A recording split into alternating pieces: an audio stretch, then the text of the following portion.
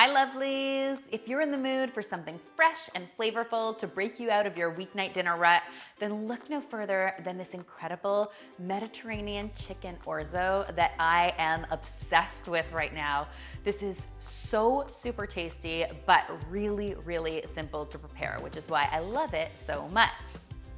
So the first step in this recipe is just going to be cooking up my chicken. Now I love adding chicken to this dish because it adds some more protein and also adds some great flavor to the orzo. But if you wanted to skip the chicken in this dish and leave it vegetarian, you totally could. Or you could swap the chicken for something like some pork chops, some shrimp, or even some salmon would be really great in this recipe. Chicken, of course, is classic, so that's what I'm using today. I actually have some chicken cutlets here, which are basically just chicken breasts that have been sort of cut in half and then flattened out. So they're nice and thin and they cook up really quickly, which is another thing that I absolutely love about them. And I just want to season them up nice and liberally with a little bit of salt and a little bit of pepper. And I'm also going to hit them with some Greek seasoning. I'm using a homemade Greek seasoning here, but if you wanted to use store-bought, that's totally fine. If you've never made Greek seasoning, it's actually really easy to do, and I've got a great recipe that I will link in the description box for you. So I've got a nice big skillet here heating up over medium-high heat, and I'm gonna go ahead and add a good drizzle of olive oil to the bottom of my pan because I wanna make sure that my chicken doesn't stick. As soon as that olive oil is nice and hot, I'll go ahead and get my chicken into the pan seasoned side down and let that cook for about 3 minutes. It's always a good sign when you hear that sizzle as the chicken hits the pan. And then while it's in the pan cooking away, we're gonna season up the other side. Now, because these are so thin, they're gonna cook up in absolutely no time, which I love. You're probably looking at maybe 3 minutes per side, depending on how thick yours are. I like using a meat thermometer, and what I'm looking for is an internal temperature of 165 degrees Fahrenheit. That's how I know that my chicken is ready. You also know that your chicken is ready for flipping when it releases easily from the pan. If it sort of tugs and tries to stick to the pan, it is not ready to be flipped yet.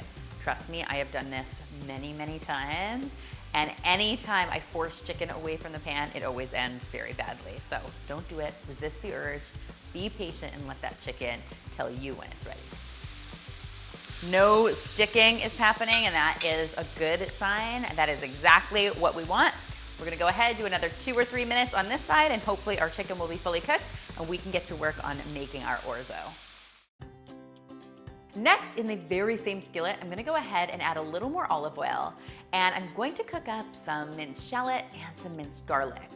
Because our pan is nice and hot, these are only going to take, say, 30 seconds to a minute to get nice and soft and flavorful. You literally just wanna give them maybe a 30-second head start, and then I'm gonna go ahead and add my orzo to my pan. I just wanna let my orzo cook up with that shallot and that garlic, and then you'll start to see that orzo sort of change color, and that's how you know it's time to get your broth in here. So I've opted for some chicken broth here. You could definitely use vegetable broth if you wanted to. You could also use some water if you're in a pinch and you don't have any broth on hand. Chicken broth is, in my opinion, by far the most flavorful, but it's really up to you. And I'm also going to season this up with a little more of that Greek seasoning that I use to season my chicken, so we get this really nice herby flavor.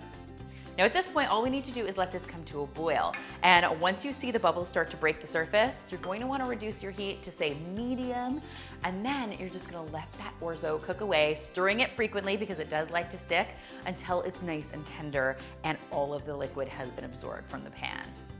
Next, it's time to add some nutrients to this, courtesy of some baby spinach. So I've got a couple big handfuls of baby spinach that I've just given a rough chop to, and I'm going to get them into my pan. I also want to add a nice salty flavor with some kalamata olives. I've just cut those in half. Obviously, kalamata olives are like a classic in Greek and Mediterranean cooking.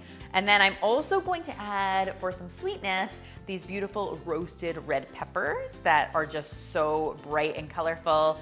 They've got that sweetness paired with a bit of smokiness, so you just know this is gonna be absolutely amazing. And what I'm gonna do is let this cook up for just another minute or so. Right? There's so many puns when it comes to orzo.